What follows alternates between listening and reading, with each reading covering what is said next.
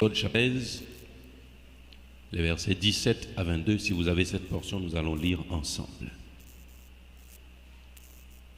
Mahalalel.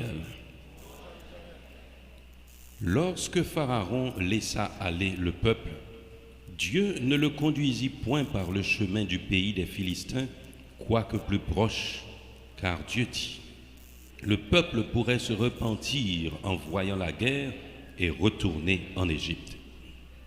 Mais Dieu fit faire au peuple un détour par le chemin du désert vers la mer Rouge. Les enfants d'Israël montèrent en armes hors du pays d'Égypte. Moïse prit avec lui les os de Joseph, car Joseph avait fait jurer les fils d'Israël en disant, Dieu vous visitera et vous ferez remonter mes eaux loin d'ici. Ils partirent de Sukkot et ils campèrent à Étam, à l'extrémité du désert. L'Éternel allait devant eux le jour dans une colonne de nuée pour les guider dans leur chemin, et la nuit dans une colonne de feu pour les éclairer, afin qu'ils marchassent jour et nuit. La colonne de nuée ne se retirait point de devant le peuple pendant le jour, ni la colonne de feu pendant la nuit. Amen. Eh bien aimé, je ne sais pas s'il vous est déjà plus ou moins c'était en 2008. Et le collègue de sortie, moi je suis dans la voiture, alors je dois vous dire aussi que je ne suis pas du genre à trop parler quand je sais que j'ai affaire à des gens qui savent ce qu'ils font. Nous entamons la route de l'aéroport et notre collègue rentre à côté de Mosaïque Gardère. Je ne dis rien. On avance. Je me suis dit, bon, il va sortir par Delma 19 pour passer par Delma 30. On monte, on dépasse Delma 33. De Delma 33 étant, on sort à 40B. Je dis, oh, mais qu'est-ce qui se passe? Là, notre destination, c'est Léogane. De Delma 40B, on monte jusqu'à Delma 60. Du fond de mon cœur, je me dis, bon, il a peut-être oublié quelque chose chez lui, son laptop ou quoi que ce soit. Eh bien, de Delma 60, on sort de Musso, on grimpe Bourdon. Arrivé près de Oasis, moi je sais que le collègue habitait dans les hauteurs, Pèlerin, Thomasin ou quoi que ce soit. Mon collègue tourne près de Oasis et va descendre sur Canapé Vert. Et là, je me prononce parce que je suis préoccupé. Il dit, mais j'ai pensé que tu avais oublié quelque chose. Non, non, non, je ne connais pas les routes d'en bas. Quand je vais à Léogane, je descends toujours sur Canapé Vert.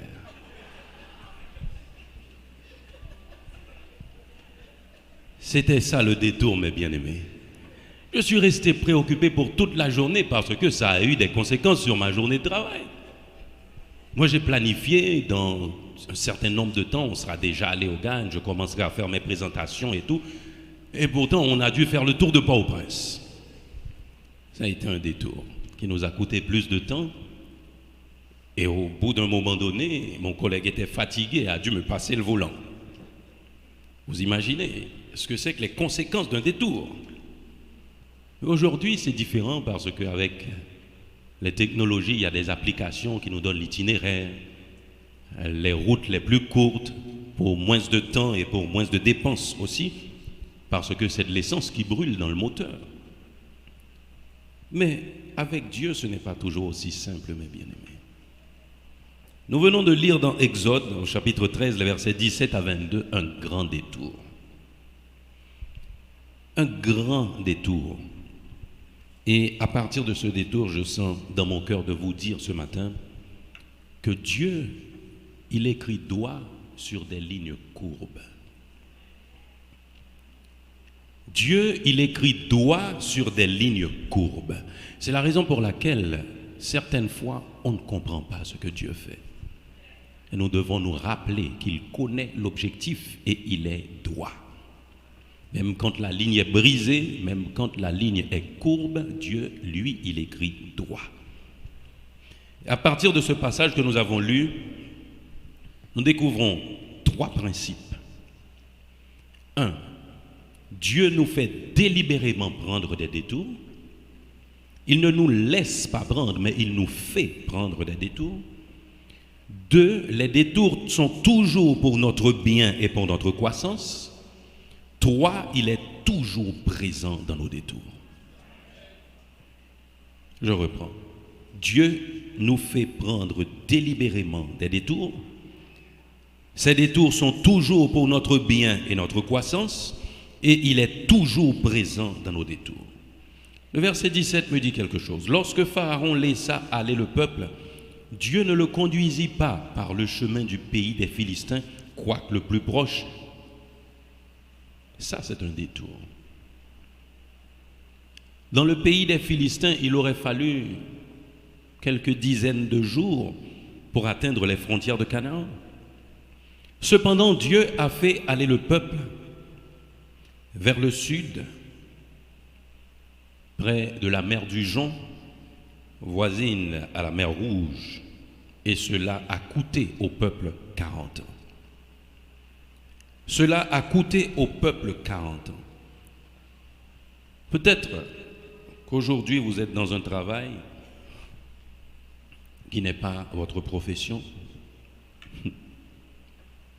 Mais bien aimé, vous savez quoi? Dieu ne se trompe jamais.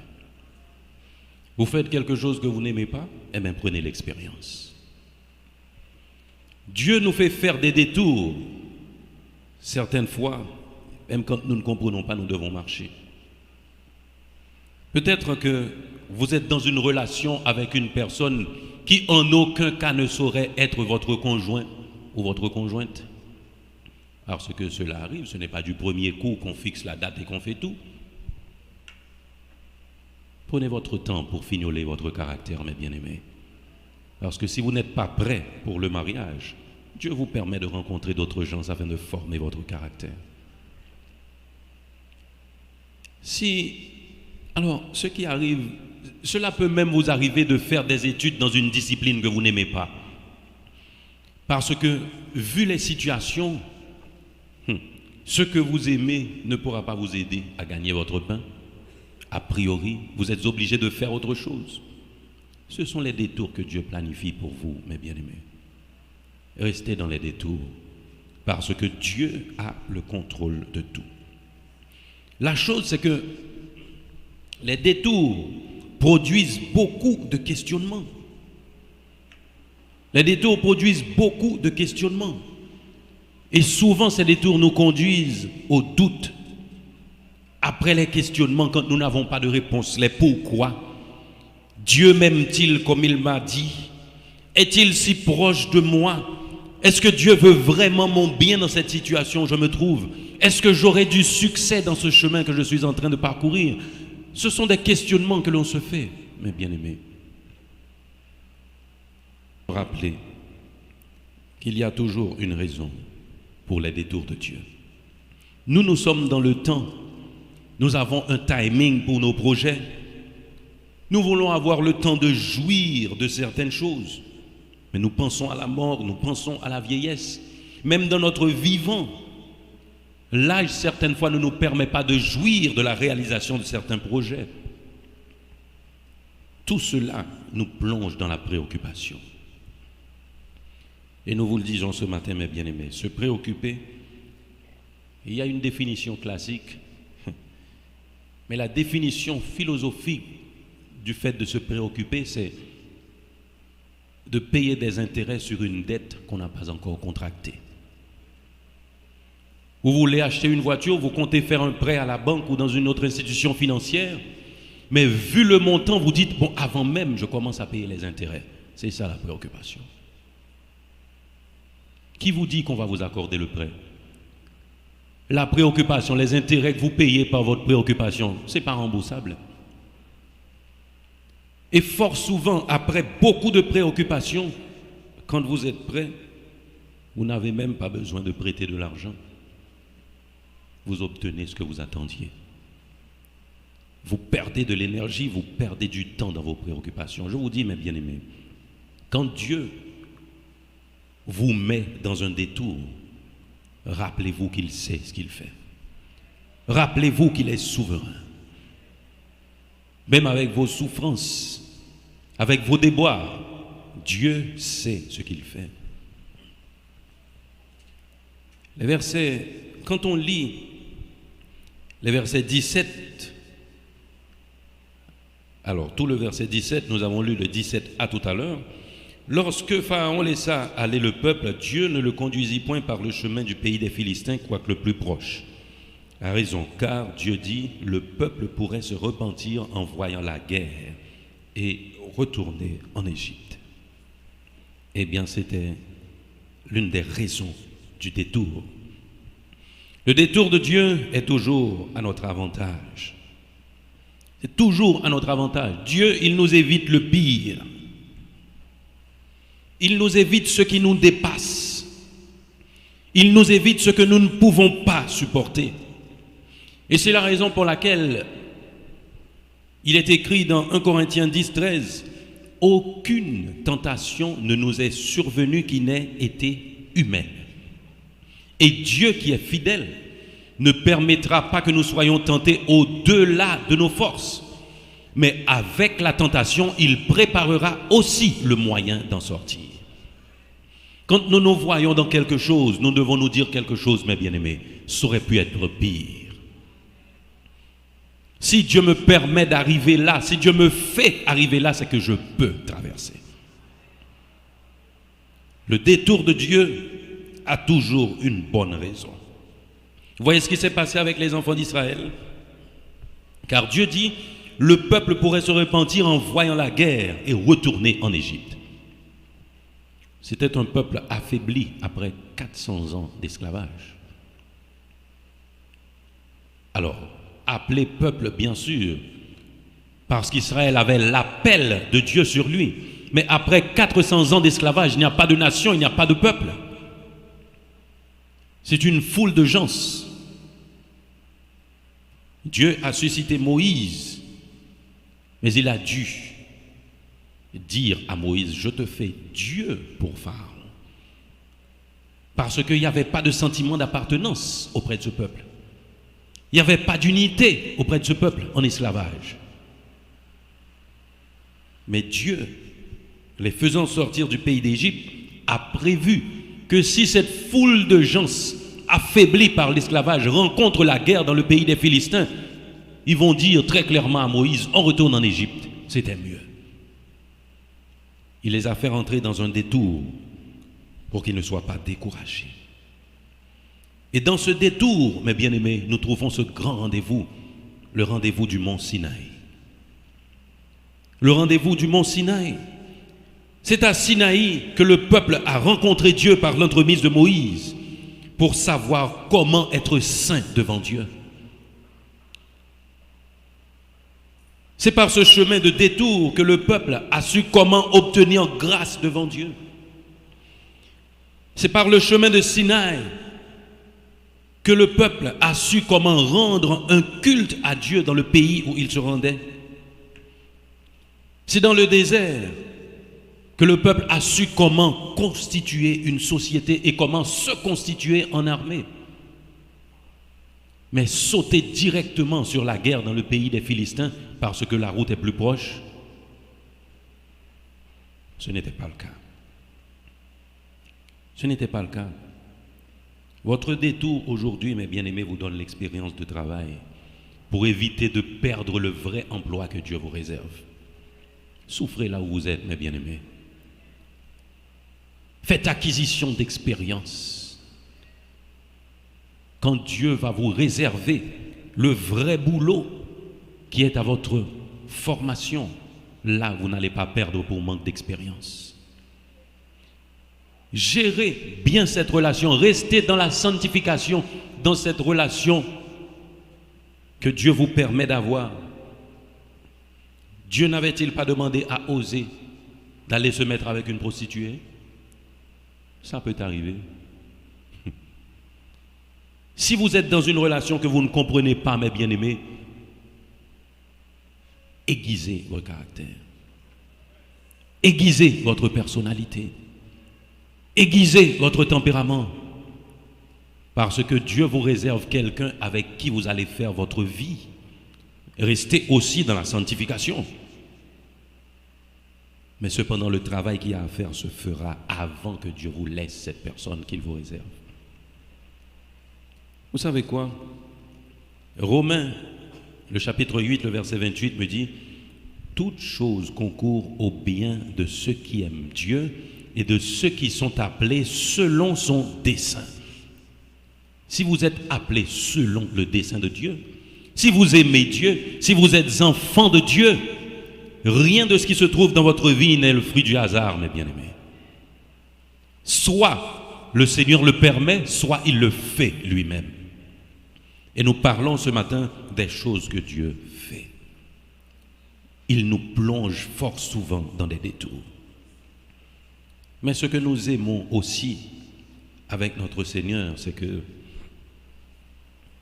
le troisième point, il est toujours présent dans nos détours. Il est toujours présent dans nos détours. Dans les versets 19 à 22 de Exode 13, je lis ces paroles. Moïse prit avec lui les os de Joseph, car Joseph avait fait jurer les fils d'Israël en disant « Dieu vous visitera et vous ferez monter avec vous mes os loin d'ici. » Ils partirent de Sukkot et ils campèrent à Étam, à l'extrémité du désert. L'Éternel allait devant eux, le jour dans une colonne de nuée guidée dans leur chemin, et la nuit dans une colonne de feu pour les éclairer, afin qu'ils marchassent jour et nuit. Et j'aime le verset 22 qui me dit « La colonne de nuée ne se retirait point de devant le peuple pendant le jour, ni la colonne de feu pendant la nuit. » Il vous fait rentrer dans le désert, il sera avec vous. Il vous fait rentrer dans un détour qui vous cause des peines et des souffrances, il sera avec vous. Et ce que nous aimons avec notre Dieu, c'est que il ne nous laisse pas sans espérance. Il ne nous laisse pas sans espérance. C'est la raison pour laquelle nous avons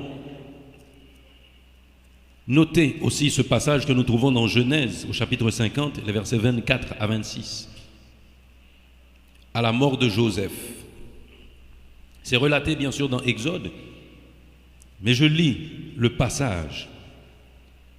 Genèse 50, 24 à 26. Joseph dit à ses frères, je vais mourir, mais Dieu vous visitera et il vous fera remonter de ce pays-ci dans le pays qu'il a juré de donner à Abraham, à Isaac et à Jacob.